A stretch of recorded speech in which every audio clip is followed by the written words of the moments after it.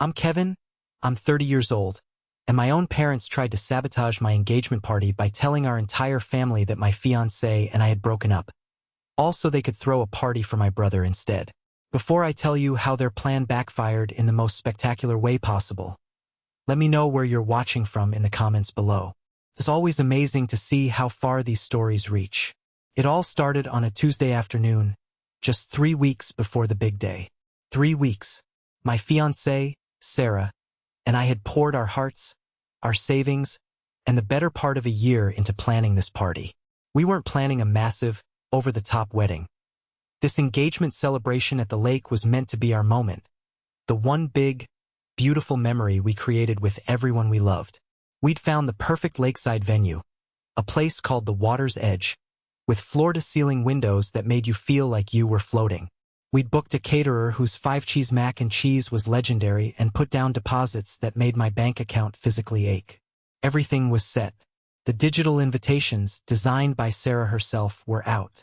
We were riding that happy, nervous wave of excitement.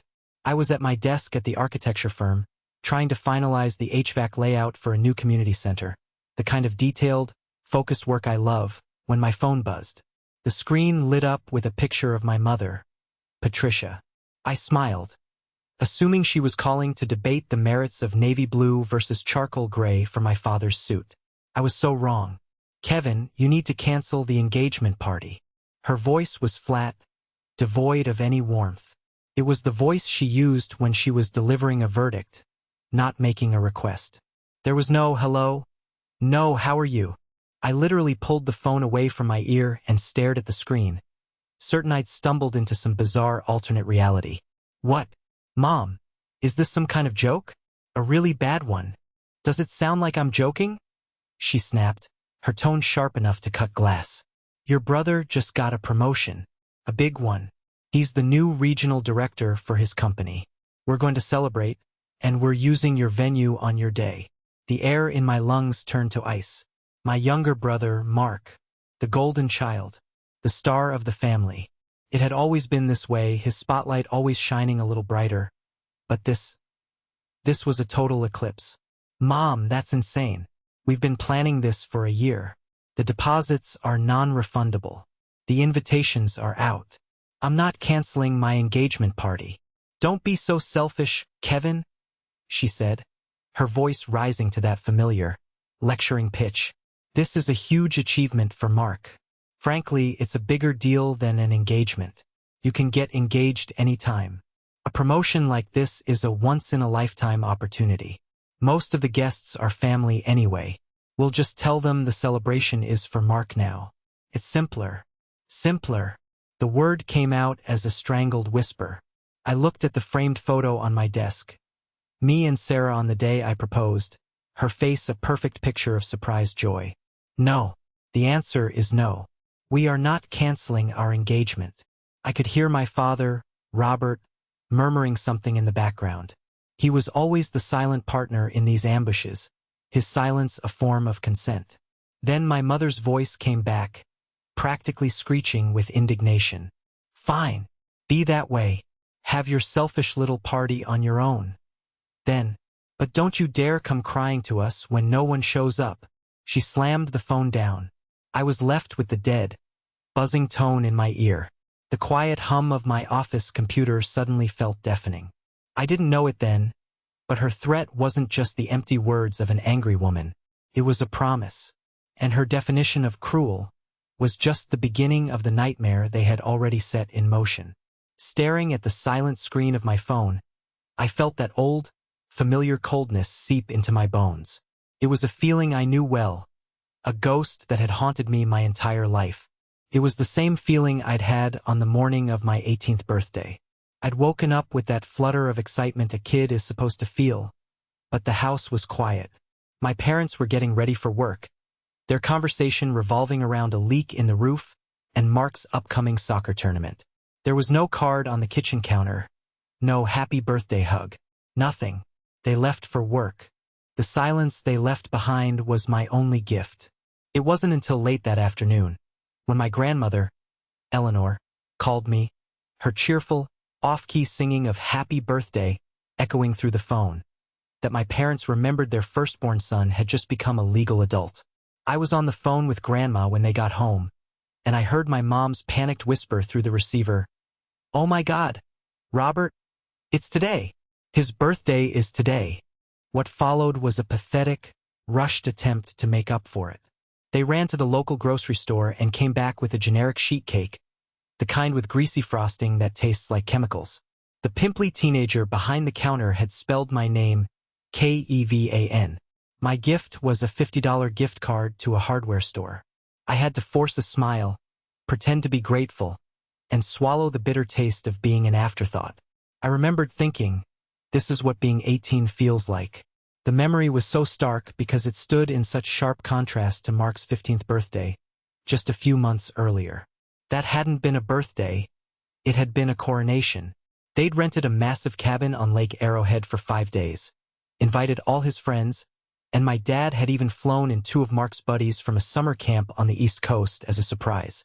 Mark got a top-of-the-line laptop, a new snowboard, and the undivided attention of our entire family. I got a misspelled cake and a gift card for screws and hammers. That was the fundamental dynamic of my family.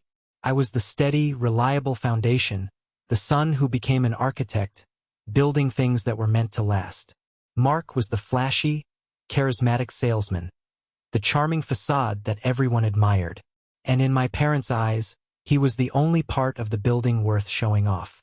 When Sarah came home that evening, the apartment was dark. I was still sitting on the couch, the same spot I'd collapsed into hours earlier. She didn't even need to turn on the light to feel the oppressive weight in the room. She just dropped her purse and bag by the door and came to sit beside me, her presence a small, warm candle in my personal darkness. "Kevin, talk to me. What happened?" she asked, her voice a gentle invitation. My own voice felt rusty, like an old engine struggling to turn over. I told her everything. The phone call, the cold, clipped demand, the casual dismissal of our life, our plans, our love. And as I spoke, the dam I'd meticulously built over 30 years of swallowing slights and managing my disappointment finally crumbled. I didn't just tell her about the phone call. I told her about everything it represented. I told her about the science fair in 10th grade. I had won first place in the state for a ridiculously complex model of a sustainable city. I remembered standing there with my blue ribbon, scanning the crowd for my parents, knowing they weren't there. They were at one of Mark's baseball games, a meaningless, regular season game where he struck out twice and his team lost by 7 runs. I told her how every A on my report card was met with a distracted, "That's nice, honey," while Mark's B- was framed as a heroic effort. Sarah listened, her hand resting on my back, her initial soft expression hardening into one of disbelief, then righteous anger. She was a pediatric nurse. She spent her days fighting for vulnerable children, advocating for those who couldn't speak for themselves. The injustice of it all resonated with her on a primal level. When I finally ran out of words, my throat was raw. I felt hollowed out.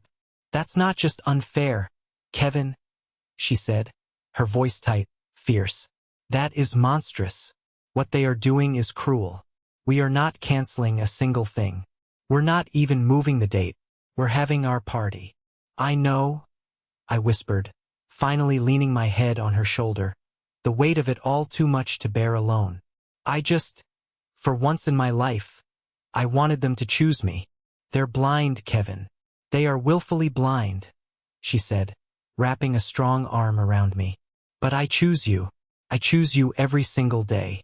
And so will our friends. So will the family that actually sees you for the incredible man you are."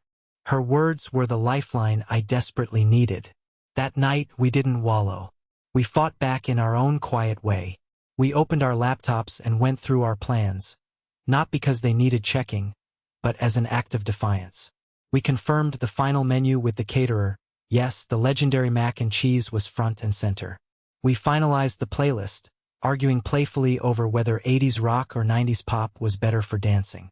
The outside world started to trickle in, reinforcing our little bubble of rebellion. My best friend and best man, Diego, called from Chicago. "Dude, just booked my flight. I'm landing Friday afternoon. Better have a cold beer waiting for me." And don't worry, I've been practicing my terrible dance moves just for the occasion. Our friend Zoe, the brilliant photographer who had offered to shoot the party as her gift, texted a picture of a new lens she'd just bought. Can't wait to capture you two lovebirds. The lighting at that venue is going to be epic. For a few precious hours, I felt normal. I felt like a man about to celebrate his engagement, not a soldier digging a trench. The fragile peace shattered the next morning. My phone buzzed. It was a text from my cousin, Ryan. Hey man, everything okay? Heard some crazy news about you and Sarah. Hope you're all right. My blood ran cold. My fingers felt clumsy as I typed back. What are you talking about? We're great. What news? The 3 dots of Ryan's reply felt like a ticking time bomb. Then the message came through. Weird. Your dad called my dad last night. Said your mom told him the engagement was totally off. Said you two had a massive fight and it's over for good. I felt like I'd been punched in the gut. The air knocked from my lungs. I immediately called him. His voice was a mixture of confused and apologetic. He explained that my father, Robert, had personally called his own brother, Uncle Jack, and laid out a whole detailed, fabricated story. He'd said that Sarah and I had an explosive, relationship-ending fight and had called everything off. And then came the masterstroke of manipulation. To not let the beautiful venue and the deposits go to waste, the family was graciously repurposing the party to celebrate Mark's incredible promotion. All guests were instructed to disregard the unfortunate engagement invitation and simply come to celebrate Mark. This was their plan. Cold, calculated, diabolical. They weren't just ignoring me. They were trying to erase me. They were hijacking my life, my love story, and handing it to my brother on a silver platter. After I hung up with Ryan, the full, horrifying scale of their betrayal became clear. It wasn't just my uncle. They had a list. They were systematically going down the guest list, poisoning the well. Sarah's own parents had received a call from my mother.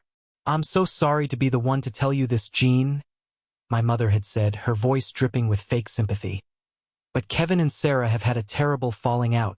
The engagement is off. Thankfully, Jean and Tom Johnson knew their daughter, and they knew me. They called Sarah immediately, their voices a mixture of confusion and boiling outrage. But what about the others? The more distant relatives? The old family friends? How many people would just accept the story at face value? The rest of the day was a humiliating, exhausting blur of damage control. We became a 2-person crisis PR firm. With every phone call, every email, every text message, we had to relive the betrayal. No, Uncle Bob, we're still together and very much in love. Yes, Aunt Susan. The engagement party is absolutely still happening. I know what you heard. It was a lie. A deliberate lie. The response from most was utter shock, which quickly morphed into anger on our behalf. My grandmother, Eleanor, was a force of nature.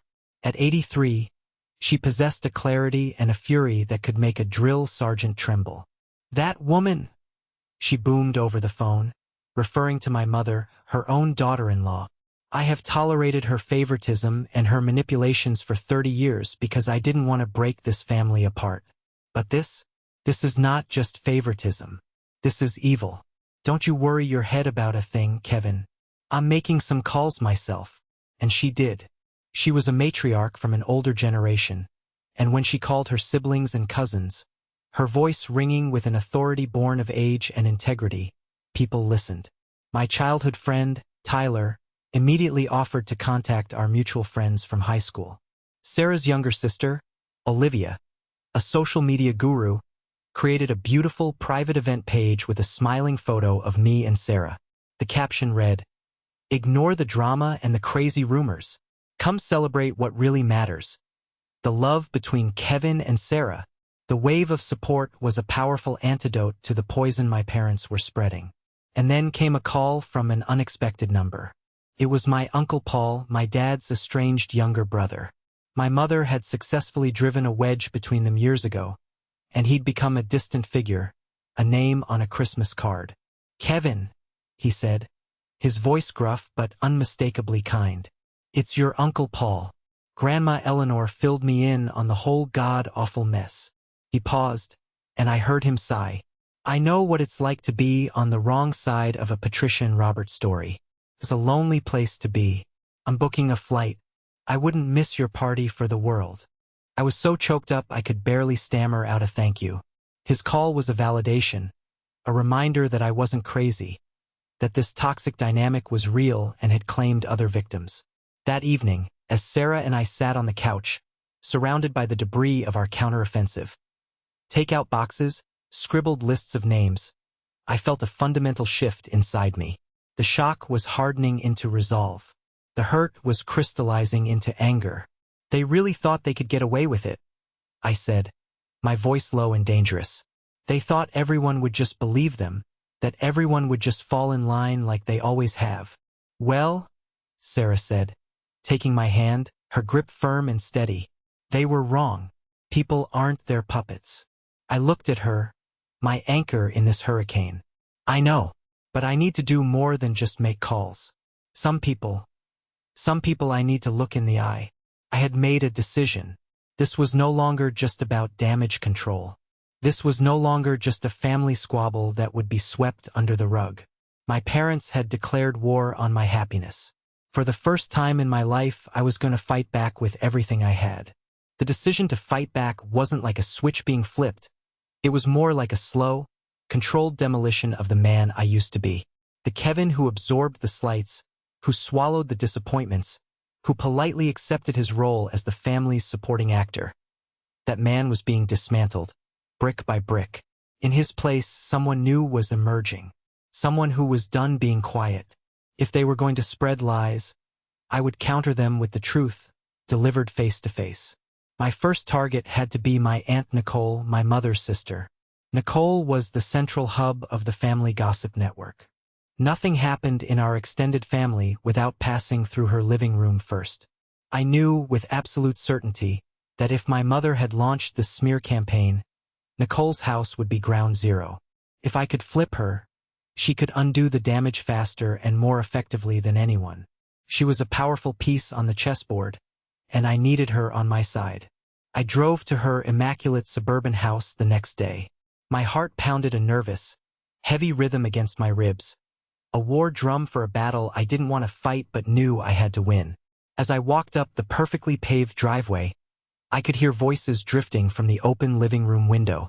I recognized Nicole's sharp, animated tone, and a softer one. My cousin, her daughter, Maria. I was about to ring the doorbell, to put on my polite nephew face, when I heard my own name. The words froze me in my tracks. I just can't believe Kevin would be so petty and cruel. Aunt Nicole was saying, her voice a symphony of manufactured disapproval. To cancel his own engagement party, at the last minute, just to spite his poor brother. It's so childish. My stomach dropped into a black hole. It was a second lie. A new, improved, more venomous version of the story. They hadn't just said we'd broken up. That lie was too simple, too easy to disprove. So they had pivoted. They had crafted a narrative that painted me as the villain. Maria chimed in, her voice laced with that cloying, false sympathy that was my mother's trademark. I know, right? Poor Mark. He worked so hard to get that promotion, and his own brother tries to steal his thunder by throwing a tantrum. Patricia must be absolutely heartbroken. A white-hot rage, purer and cleaner than any I'd ever felt, surged through every cell in my body. This was character assassination. This was a deliberate, malicious campaign to not just ruin my party, but to ruin me. I didn't ring the bell. I didn't knock. I walked straight to the open front door, which was a testament to how safe she felt in her world of gossip, and I stepped inside.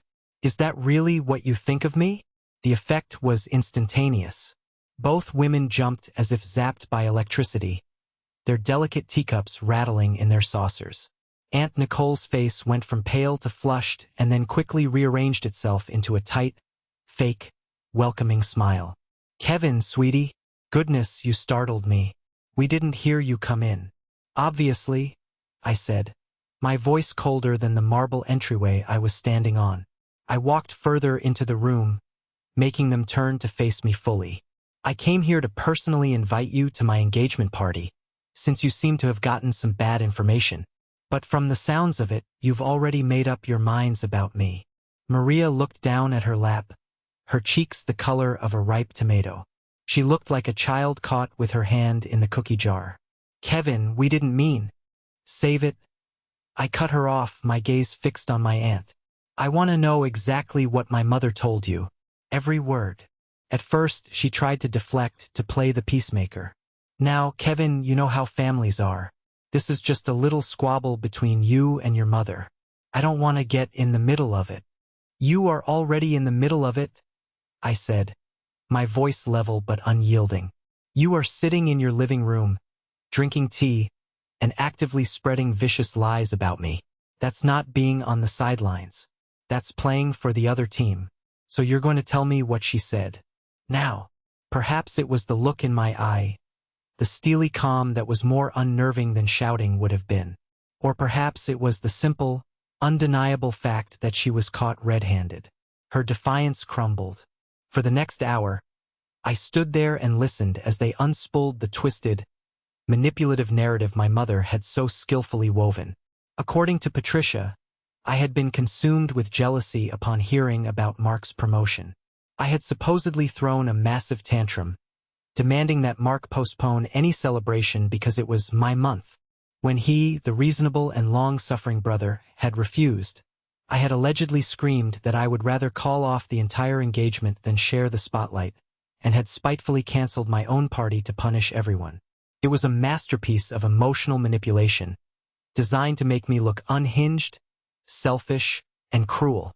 When they finished, a thick, uncomfortable silence filled the room.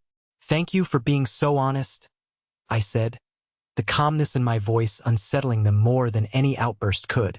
Now, let me show you the truth. I pulled out my phone. This was not going to be my word against my mother's. This was going to be my evidence against her fiction. I showed them the text from Ryan, time-stamped, proving that the first lie they'd spread was about a breakup. If I canceled the party out of spite, I asked quietly, why did they first tell everyone that Sarah and I had broken up? The stories don't even match. Then I moved on to the main event. I had spent the previous night scanning old photos from albums Grandma Eleanor had given me years ago. I showed them the picture of me at 10, proudly holding my first-place trophy from the state science fair, my smile wide and hopeful. I was alone in the photo. My parents weren't there, I said, my voice flat. They were at Mark's little league game. He struck out twice and his team lost by 7 runs. But they were there for him. I swiped to the next picture. Mark, on his 15th birthday, surrounded by a mountain of presents, unwrapping a brand new, top-of-the-line Alienware laptop.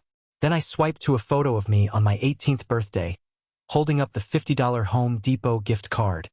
A strained, forced smile plastered on my face. I didn't raise my voice. I didn't get emotional. I just presented the cold, hard facts of my life, a curated exhibition of 30 years of being second best, laid bare on the polished surface of her antique coffee table. By the time I was done, both women were silent. Maria was openly crying.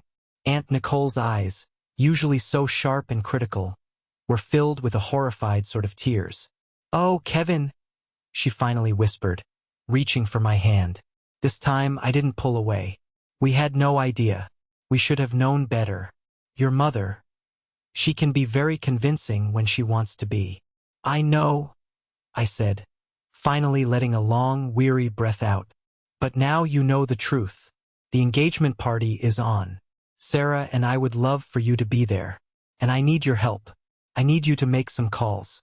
I need you to tell people what you saw here today." She nodded eagerly, her face a mask of guilt and newfound resolve. "Of course, sweetie. Of course we will. I'll start with Carol and Susan right away." I left their house feeling drained but vindicated. I had won a major battle, but I knew the war was far from over. The real turning point, the moment this escalated from a family tragedy to a 5-alarm fire in my life, came 2 days later. I was at work, trying to bury myself in my project, when my boss, Richard Peterson, called me into his office. Richard was a fair, no-nonsense guy in his late 50s, a partner at the firm. We had a good relationship, built on the mutual respect of two people who loved the clean lines and solid logic of architecture. But when I walked in, the look on his face was anything but calm. It was grim. He closed the heavy oak door behind me, a sound that echoed with finality. "Kevin, have a seat," he said, his voice stripped of its usual warmth. "We have a problem." My heart, which had just started to beat at a normal rhythm again, began to hammer against my ribs like a trapped bird. "I received an email this morning," he continued, steepling his fingers on his desk. "It was sent anonymously to my inbox, and it was CC'd to the head of HR. He turned his large monitor toward me. I leaned forward, my blood turning to ice as I read the words on the screen. It was a formal complaint. It alleged a pattern of unstable and unprofessional behavior. It claimed I was creating a hostile work environment. And then came the kill shot. It accused me of systematically harassing a female colleague. It named a junior architect in another department, a sweet, quiet woman named Chloe whom I had maybe spoken to a total of 3 times in my life, always about work. It was a vile, disgusting, complete and utter fabrication, but it was written with cold, professional, corporate language that made it sound terrifyingly real. The world tilted on its axis and spun off into a dark, cold void. This wasn't a family rumor. This was a tactical strike aimed at the very heart of my life. My career, my livelihood, the foundation I was trying to build for my future with Sarah. This was Mark. It had to be. This had his fingerprints all over it. It was flashy, destructive, and utterly cowardly. "I'm going to be blunt, Kevin," Richard said, his eyes studying my face, searching for any flicker of guilt. Normally, an anonymous email like this, we'd probably dismiss it. But because it contains a specific, named allegation of harassment, my hands are tied. The firm's policy is clear. HR has to open a formal investigation. It's for everyone's protection, including yours. He paused, letting the weight of his words sink in. "You're not suspended, but we have to take this with the utmost seriousness until it's resolved. I need you to understand that." I felt the floor drop out from under me. They weren't just trying to ruin my party anymore. They were trying to ruin my entire life. I looked my boss in the eye, my mind racing to find the right words. "Richard, this is a lie. A vicious lie. It's my brother. We're in the middle of a horrible, toxic family dispute. He's trying to destroy me." Richard held my gaze for a long, silent moment. "I've known you for 6 years, Kevin. You're one of the most decent, level-headed guys I've ever had on my team. This doesn't sound like you," he said slowly. "But my gut feeling doesn't mean anything to our lawyers. If this is a lie, you need to prove it. And you need to do it fast." I walked out of his office in a complete daze. The anchor I thought I had found in winning over my aunt was gone. I was adrift in a raging storm, and the waves were threatening to pull me under for good. I finally understood the stakes. This was no longer about getting an apology or being treated fairly. This was about survival. And I decided right then and there that I would do whatever it took to bring this fight to an end, not just for my party, but for my entire future. The drive home from work was a 20-minute exercise in controlled panic. The anonymous email, the formal investigation, the words utmost seriousness. They echoed in my head, a relentless drumbeat of impending doom. I kept seeing the carefully constructed world I had built for myself. My career, my reputation, my future with Sarah, crumbling into dust. When I walked through the door of our apartment, Sarah took one look at my ashen face and the forced calm in my eyes, and she knew. "What is it now?" she asked, her voice already laced with a weary dread. "Kevin, what did they do?" I didn't have the strength to stand. I sank onto the couch and told her everything. As I spoke, laying out the vile accusation, the HR investigation, the threat to my job, I watched the strength in her eyes, the strength that had been my bedrock for weeks, flicker with something I'd never seen there before. Raw, unadulterated fear. When I finished, she didn't say anything for a long time. She just sat beside me, her hand gripping mine so tightly her knuckles were white. She walked over to our small desk in the corner, where we had our wedding budget spreadsheet open on her laptop. She stared at it for a moment, at the neat columns of deposits paid and future expenses planned. Then, with a quiet, decisive click, she closed the laptop, shutting the dream away. She turned to me, her voice trembling slightly. "Kevin, I'm scared," she whispered, and the admission seemed to cost her everything. "This isn't about a party anymore. This is our life, our actual life, the one we're supposed to start in a few months. If you lose your job, what happens to us? The wedding? The down payment on the house we were looking at in Oakwood? When does this end?" Her words, born of fear and love, hit me harder than any of my family's calculated attacks. Seeing her this vulnerable, seeing her forced to question our future because of the poison my family was pumping into our lives, it didn't break me. It forged me. A cold, hard resolve settled in my chest. This wasn't just my fight anymore. It was ours. "It ends now," I said, my voice filled with a conviction that came from the deepest part of my soul. "I am not going to let them burn down everything we've built. I'm going to prove this is a lie, and I am going to make sure they can never, ever do this to anyone again." That night, our apartment transformed from a home into a war room. We didn't wallow in despair, we strategized. My first call was to my best man, Diego. He wasn't just my oldest friend. He was a damn wizard, a cybersecurity expert for a major bank in Chicago. I forwarded him the anonymous email, my hands shaking as I hit send. He called me back within minutes. "Kev, this is nasty, next-level stuff," he said, his usual jovial tone replaced by a grim seriousness. "This isn't just a mean comment. This is a premeditated attack. But here's the thing about cowards who hide behind anonymous accounts. They're arrogant. They think they're smarter than they are. They almost always make mistakes. Let me see what I can dig up. Don't touch anything. Don't reply. Just let me work." For the next few days, my life was split into two agonizing realities. By day, I was the consummate professional at the firm, walking a tightrope of feigned normalcy. Every hallway conversation felt loaded. Every sideways glance felt like an accusation. I was hyper-aware of every interaction, terrified that someone would look at me and see a monster. The junior architect named in the email, Chloe, was thankfully working from home on a big deadline, but I knew it was only a matter of time before HR would have to interview her. The thought of her being dragged into this, of her having to answer questions about me, filled me with a mortifying sense of shame. By night, my apartment was mission control. Diego was my general, working remotely from Chicago, sharing his screen with me over late-night video calls fueled by stale coffee and pure adrenaline. He patiently walked me through the frustrating, labyrinthine process of tracking the email's digital footprint. "Okay, so he's trying to be clever," Diego explained one night, pointing his cursor at a string of code. He sent it from a public library's Wi-Fi network and used a VPN to bounce his signal off a server in Estonia. "He's an amateur who's watched a couple of YouTube tutorials." He paused. "But he's sloppy. He's using the same temporary email service for everything. There's a pattern. We just need to find the slip-up." While Diego hunted for a digital ghost, my human allies were working in the background. Grandma Eleanor, true to her word, had become a one-woman truth squad. "I got a call from another cousin, Jessica.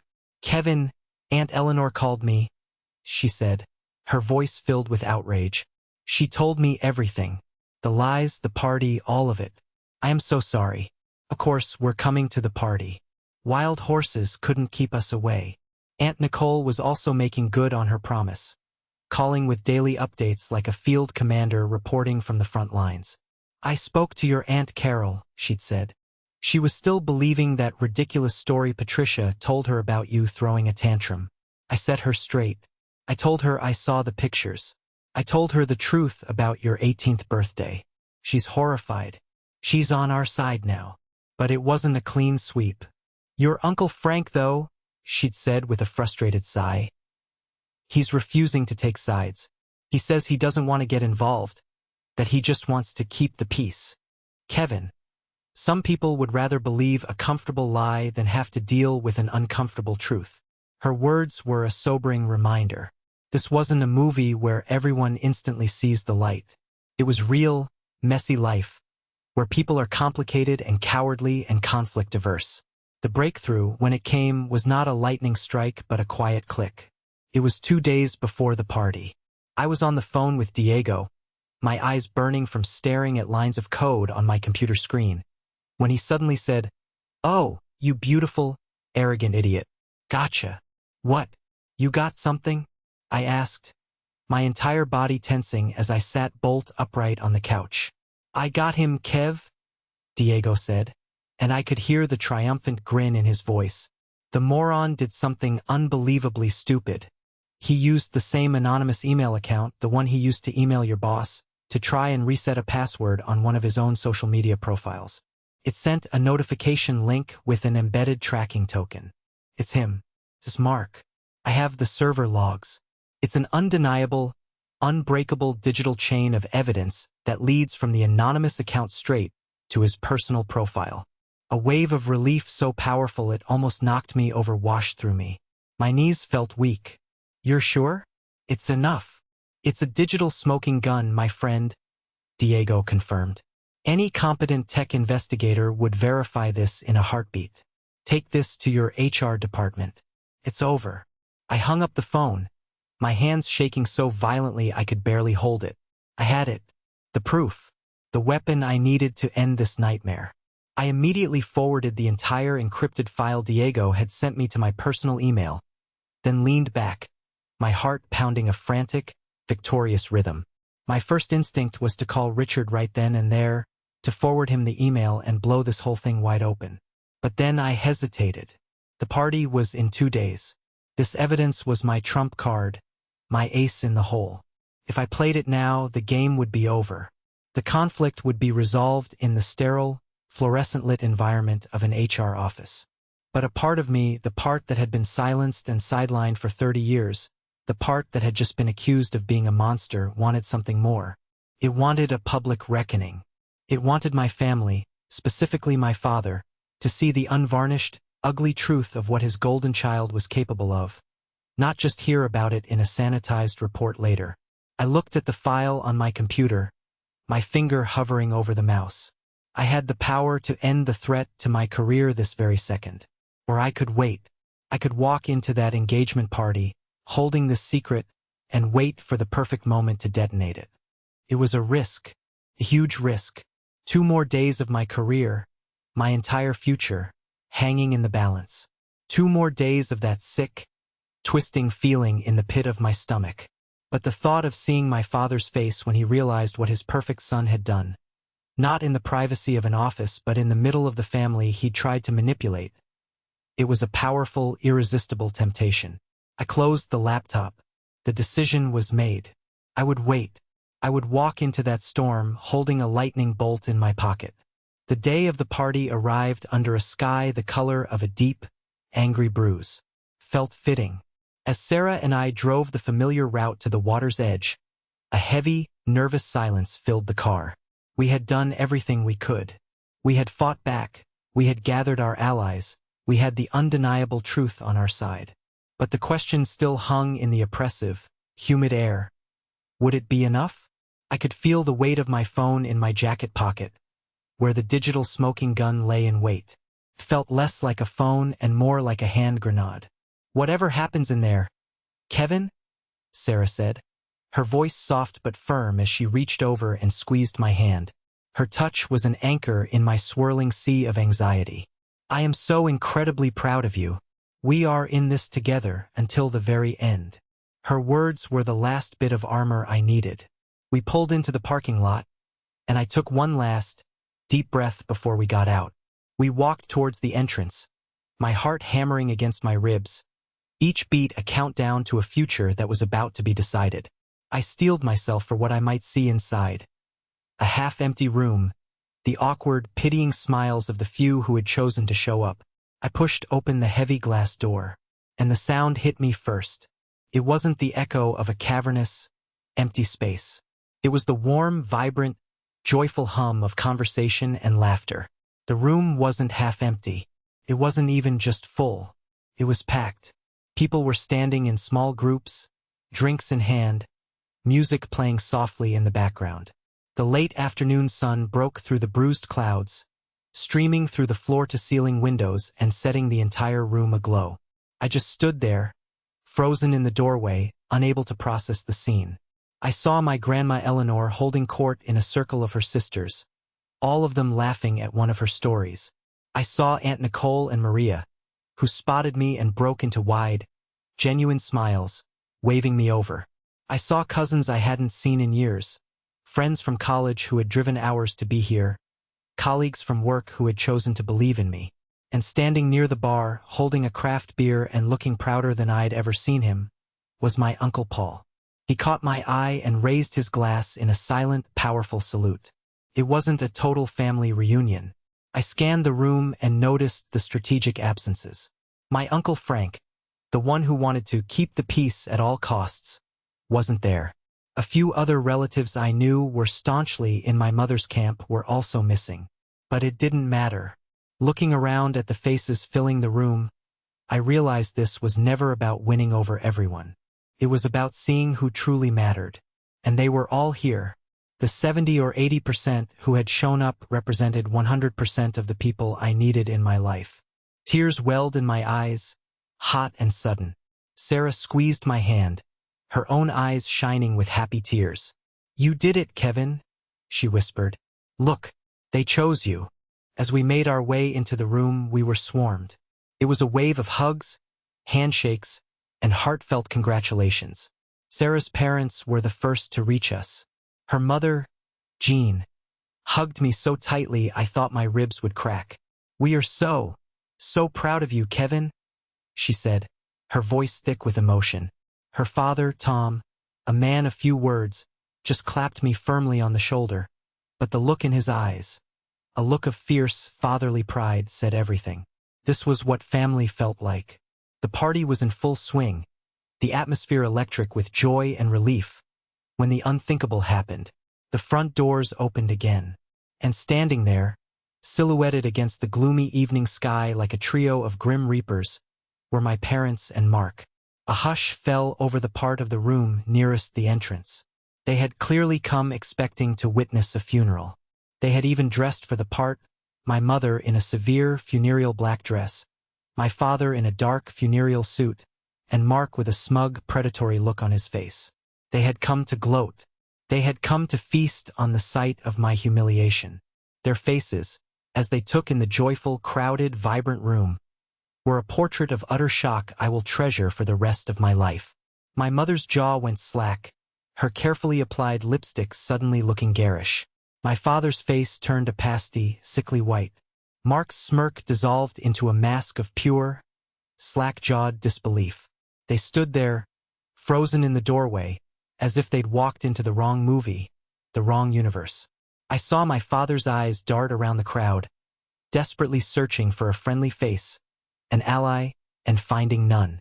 Everyone was looking back at them, not with overt anger, but with something far more damning. A kind of cold, quiet, collective judgment. They started to make their way towards the back of the room, near the lobby, trying to melt into the shadows and pretend they hadn't just made a massive tactical error. But it was too late. Their presence was a contamination, and I knew I had to be the one to contain it before it poisoned the entire night. I excused myself from a conversation with Zoe. Sarah started to follow, a protective look on her face, but I gave her a small shake of my head, a look that said, "I've got this. Let me handle this." They saw me approaching, and my mother immediately went on the offensive, her best defense. "Kevin?" she hissed, keeping her voice low but dripping with venom. "What is all this? What did you do?" "Me?" I asked, and a short, humorless laugh escaped my lips. "I didn't do anything. I just threw the engagement party I told you I was going to throw. You're the ones who decided to crash. We just came to see you," my father mumbled, his eyes fixed on a point somewhere over my left shoulder, unable to meet my gaze. "No," I said, my voice dangerously calm, the adrenaline making me feel preternaturally focused. "You came to see me fail. You came to see an empty room. But as you can see, your plan didn't quite work out." Mark stepped forward then, his face contorted with a petulant, childish rage. You think you're so clever, don't you? You went behind our backs and turned them all against us. I didn't have to, I said, looking him dead in the eye. I just told them the truth. It's a concept you might want to look into sometime. That's when I decided. This was the moment. The perfect, terrible, beautiful moment. The hand grenade was coming out. Speaking of the truth, Dad, I said, turning my full attention to my father, whose face was now slick with a nervous sweat. I need to show you something. It's about your golden child here. Your new regional director. I pulled out my phone. I didn't raise my voice. I didn't make a scene for the whole room. This was for an audience of 2. I held the phone so only he and my mother could see the screen. I opened the file Diego had sent me, the server logs, the IP addresses from the library, the password reset notification, the unbreakable digital chain of evidence that led from the anonymous, career-destroying email straight to my brother, Mark. I narrated quietly what he was seeing, my voice steady. That's the IP address from the library near Mark's apartment. And that's the password reset for his Instagram account, sent to the same anonymous email address that sent the complaint to my boss. I watched my father's eyes move across the screen. I saw the flicker of confusion, then the dawning, horrified comprehension, then the final, soul-crushing wave of absolute terror. He wasn't looking at a family dispute anymore. He wasn't looking at a lie he could smooth over. He was looking at evidence. He was looking at malicious intent. He was looking at a potential crime. The color drained from his face until he was the color of old ash. He looked from the phone to Mark, and for the very first time in my entire life, I saw him look at his favorite son with something other than blind, doting adoration. I saw a flicker of pure fear. Fear of lawyers. Fear of lawsuits. Fear of consequences. My mother tried to snatch the phone from my hand. What is this digital nonsense? It doesn't mean anything. I pulled it back, just out of her reach. It's called proof, I said quietly. And now, I think it's time for the 3 of you to leave my party. They didn't argue. They couldn't. My father, looking like a man who had aged 20 years and 20 seconds, grabbed a stunned-looking Mark by the arm and practically dragged him towards the door. My mother gave me one last look. A toxic, unforgettable mixture of pure hatred and utter defeat, before turning on her heel and following them out into the cold, unforgiving night. I stood there for a long moment, my heart pounding a victorious, frantic rhythm. It was over. The public victory and the private one, delivered in the same devastating instant. I took a deep, shuddering breath, the air tasting sweet and clean, and I turned back to the warmth, to the laughter, to my real family. The rest of the party passed in a joyful, surreal haze. It was as if a great, toxic pressure had been released from the room the moment my parents and brother walked out. The music seemed brighter. The food tasted better. The laughter was louder and more genuine. My grandma Eleanor, declaring that a little victory deserves a big dance, grabbed a bewildered but game Uncle Paul by the hand and pulled him onto the dance floor. She proceeded to show off a series of shimmies and twists that were probably scandalous in the 1950s, her eyes twinkling with pure, unadulterated mischief. Soon, the floor was packed, a swirling, laughing mix of generations, celebrating not just an engagement, but a clear and decisive triumph of truth. Sarah and I danced for what felt like hours. For the first time in weeks, I felt completely and totally light. I held her close, burying my face in the curve of her neck, and just breathed her in. We weren't just a couple planning a wedding anymore. We were a team, partners who had been tested by a hurricane and had sailed right through the eye of it, emerging stronger and more united on the other side. This was the true foundation of our marriage, built not on perfect days, but on how we survived the worst ones. The real aftermath, however, began the next morning. I woke up not to an alarm, but to the gentle sunlight streaming through our bedroom window. I felt a sense of peace so profound it was almost disorienting. Then my phone rang. I saw the caller ID, Father, and my stomach clenched in an old, familiar reflex. But this time, the fear was gone, replaced by a strange sense of detachment. I let it ring twice, took a deep breath, and answered. His voice was unrecognizable. The usual booming confidence was gone. The lecturing, paternalistic tone had vanished. All that was left was the thin, reedy voice of a man whose entire world had been shattered. It was the voice of a general surveying a lost battle. "Mark was suspended from work this morning, pending a full investigation," he said, his voice a flat monotone. There was no preamble, no greeting. "Your boss, Richard Peterson, called his boss. They know everything, Kevin. They saw the evidence your friend compiled. They know it was him." I stayed silent, letting his words hang in the heavy air between us. I offered no comfort, no reassurance. I just listened. "What do you want, Kevin?" he finally asked, and the question was a white flag of surrender.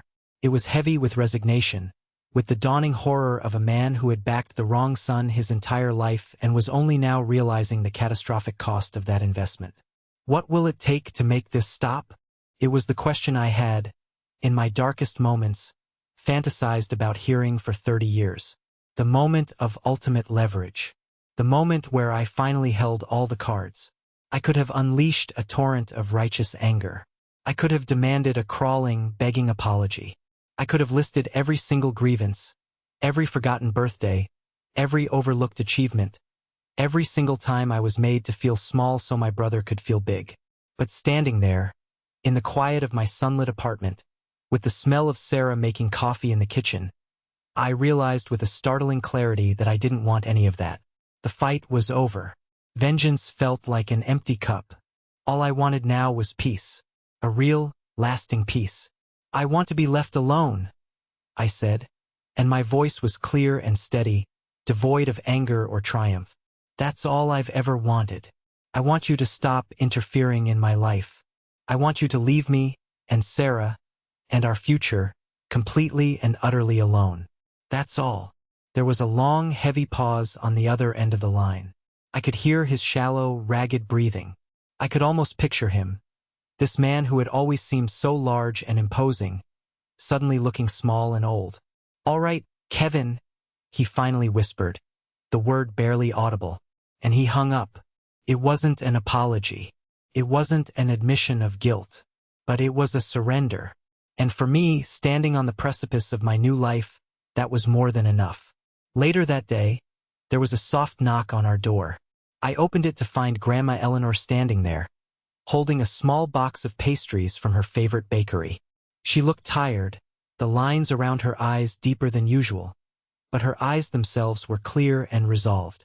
She came in and sat on our couch, folding her frail, wrinkled hands in her lap. She didn't touch the pastries. "I came to apologize, Kevin," she said, her voice soft but firm. "Grandma, you have nothing to apologize for," I said immediately, sitting in the armchair opposite her. "You were my biggest defender. You were my cavalry." She shook her head, a sad, knowing smile touching her lips. "I was in the end, when the house was already on fire. But I should have been the one who smelled the smoke years ago. I saw it, you know. For 30 years I saw it. I saw the way they treated you, the way they doted on Mark. I saw all the little hurts and all the big ones."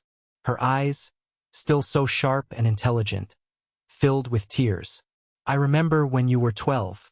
You had built that incredible detailed model of the Golden Gate Bridge out of toothpicks. Took you months. You were so proud. The day you finished it, your father came home, took one look at it, said, 'That's nice,' and then spent the next hour helping Mark with his diorama of a football field, which was just a green shoebox with goalposts made of straws. The memory, one I had long buried, came rushing back with painful clarity. 'I saw that,' she continued, her voice thick with emotion, 'and I didn't say anything. I told myself it wasn't my place, that I shouldn't interfere between parents and their children. I told myself I needed to keep the peace.'" She looked me right in the eye, and her voice was filled with a profound regret that broke my heart. "But sometimes, Kevin, keeping the peace is just a coward's way of letting a war happen in silence. And you were the only casualty. My silence made me complicit. And for that, I am truly, deeply sorry. This was the apology I never knew I needed. It wasn't from the people who had hurt me. but from the person who loved me most, acknowledging the full depth of that hurt, validating the silent war I had been fighting my whole life. I moved from the chair to the couch and wrapped my arms around her frail, strong shoulders. "I love you, Grandma," I whispered into her hair, which smelled faintly of lavender. "I love you too, dear boy," she whispered back, patting my hand. "Now you go and build your own life. You've earned every happy brick in it." Her words weren't just an apology. They were a release. They were permission. Permission to let go of any lingering guilt, any misplaced sense of obligation to the people who shared my blood but not my heart. The war was over, the peace treaty had been signed, and I had finally been given permission to walk away from the battlefield. For good. In the weeks that followed, it felt as if the world was slowly, quietly recalibrating itself to a new, healthier axis. The constant, low-level hum of anxiety that had been the background music of my life for as long as I could remember finally faded to silence. The news about my former family came in sporadic, second-hand fragments, mostly through Uncle Paul, who had seamlessly re-entered my life, becoming a regular presence for Sunday brunches and weeknight phone calls. Mark was officially fired. The company, a large medical supply corporation, had considered pressing charges for fabricating a malicious HR complaint and corporate sabotage, but had ultimately decided against it. As their lawyer apparently told my father, the public mess and potential for countersuits wasn't worth it. Being fired in disgrace and blacklisted in the industry was deemed a sufficient, career-ending punishment. My parents, according to my uncle, had become reclusive. They put their house on the market with a speed that spoke of desperation.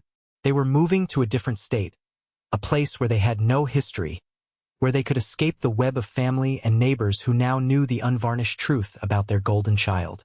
I felt a brief, fleeting pang of something. Not pity, but a kind of detached sadness for the life they had chosen to blow up. Then it was gone. At my own job, the change was palpable. The HR investigation was closed in record time, with a formal letter of apology from the firm placed in my file. Richard called me into his office again, but this time the grim formality was gone. He was leaning back in his chair, a warm, almost paternal look of respect on his face. "The investigation is officially closed," he said, shaking my hand firmly. "You have our sincerest apologies for what you had to go through. Your integrity was never really in doubt, Kevin, but procedure is procedure. I have to say, you handled an impossible, career-threatening situation with incredible grace and professionalism." He paused. "The firm is giving you a bonus for the undue stress and emotional hardship, and also because that community center design you turned in last week was brilliant." My name was cleared. More than cleared, my reputation at the firm was stronger than ever. The whispers in the hallway stopped. I could walk to the coffee machine without feeling a dozen pairs of eyes on my back. I could throw myself into my work, into the clean lines and solid logic of blueprints and models that I loved, and I found that I was better at it than ever, free from the heavy, invisible weight I had been carrying for 30 years. Life with Sarah blossomed in this new, clear air. The cloud that had been hanging over us, threatening our future, was gone. We laughed more, the easy, belly-deep laughs of a couple who knew they could handle anything. We started seriously looking at houses again. We spent a Saturday walking through an open house in a quiet, tree-lined neighborhood called Oakwood, pointing out the backyard that would be perfect for a dog and a barbecue grill, the spare room that would make a perfect nursery one day. We were building our future, and for the first time it felt like we were building it on solid, unshakable ground. Then came the day to address the wedding invitations. It was a sunny Saturday afternoon. We sat at our dining table, which was covered with a stack of elegant, cream-colored envelopes, a calligrapher's pen, and the final vetted guest list. The list was a testament to the war we had just won. It was filled with the names of the people who had shown up, who had made calls, who had chosen to stand with us in the storm. Writing each name, Grandma Eleanor, Uncle Paul, Aunt Nicole and Maria, Diego, Zoe, Tyler, Sarah's wonderful, rock-solid parents, felt like writing a thank-you letter. Each stroke of the pen was an act of gratitude. I worked my way down the list, my pen flowing easily across the thick, expensive paper. Then I got to the bottom. There were 3 names that weren't on the printed list, 3 names that hung in the air like ghosts at the feast. Patricia, Robert, Mark. My pen hovered over a blank, waiting envelope. I stared at it, the creamy surface looking vast and empty. I thought about my father's defeated voice on the phone. I thought about my mother's hateful, beaten glare. I thought about Mark's smug face turning to ash. I thought about 30 years of being second best, of being invisible, of being the acceptable collateral damage in the campaign to ensure my brother's happiness. Sarah, seeing me pause, came and stood behind my chair, placing a gentle, warm hand on my shoulder. She didn't say anything. She didn't have to. She knew this was a decision only I could make, a final door only I could close. Could I invite them? Could I make that final, magnanimous gesture of peace? A part of me, the part that had been conditioned for decades to seek their approval, to be the good son, whispered that I should. It was the right thing to do, the thing a bigger person would do. But then I looked at the beautiful invitation in my hand. It was an invitation to a celebration of love, of commitment, of loyalty, of the start of a new family. What had they shown me of love? What commitment did they have to my happiness? What loyalty had they ever offered me? What kind of family were we? I took a deep, slow breath. I thought of Grandma Eleanor's words. You go and build your own life. Slowly, deliberately, I picked up the pen. But instead of writing a name, I gently placed it back down on the table.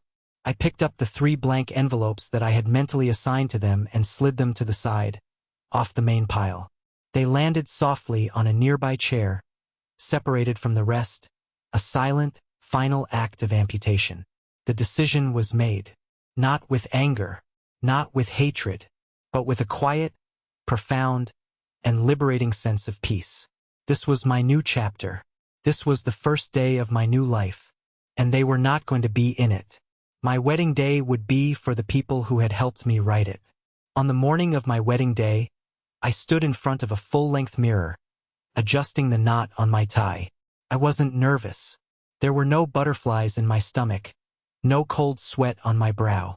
For the first time in my life before a major event, I felt a deep, unshakable, and profound calm. Through the window of the bridal suite, I could see the guests finding their seats in the sun-dappled garden we'd chosen for the ceremony. There were no ghosts among them, no shadows of obligation. Every single person out there was a source of light. As I walked down the aisle, my best man Diego by my side, I saw them all, a sea of loving, supportive faces. I saw my Grandma Eleanor in the front row, dabbing her eyes with a delicate lace handkerchief, her smile radiant. I saw Uncle Paul, standing tall and proud, giving me a firm, heartfelt nod that said more than words ever could. I saw my boss, Richard, sitting with his wife, smiling warmly. I saw my new family, the Johnsons, beaming with a love so pure and unconditional it filled my heart to bursting. These were my people, the family I had chosen, and more importantly, the family that had chosen me back. And then I saw Sarah. At the far end of the aisle, she began her walk towards me. She was radiant, a vision in white, her eyes locked on mine. In that instant, everything that had happened over the past year, all the pain, the rage, the betrayal, the fear, it all condensed into a single clarifying point of light. It had all led me here, to this woman, to this moment, to this life. When she reached me, I took her hands in mine. They were steady and warm. Our vows weren't just words we recited from a script. They were promises forged in the fires of adversity. They were a testament to our survival, to our partnership. When I looked into her eyes and said, "I do," it wasn't just a promise to her. It was a promise to myself. Promise to always honor the truth. A promise to always fight for my own happiness. And a promise to never, ever again accept being second best. Later, at the reception, as the sun set over the lake, casting long golden shadows across the lawn, I was surrounded by the sound of laughter and clinking glasses. I had a sudden, powerful realization. My journey to freedom hadn't started on my wedding day. It had started months earlier at my engagement party. That wasn't just a celebration. It was my declaration of independence. It was the day I stopped being an outsider in my own birth family and started being the master architect of my own happiness. As Sarah and I shared our first dance as husband and wife, I rested my forehead against hers, the chaotic world melting away until it was just the two of us, swaying to the music. The journey had been harder than I could have ever imagined, but it had brought me here, to this place of strength, of peace, of a love so real and so solid it felt like the only thing that truly mattered. "I love you," Sarah whispered against my cheek. "I love you too," I replied, my heart full to the point of breaking. For the very first time in my life, I wasn't scared of the future. I was excited to build it, with her by my side, one happy, honest brick at a time. This was my fresh start, and it was beautiful. Thank you for listening to my story. I hope it resonated with you in some way. Have you ever been in a situation where you had to choose between your own happiness and family expectations? Please share your story in the comments below, and don't forget to like and subscribe so you don't miss what's next.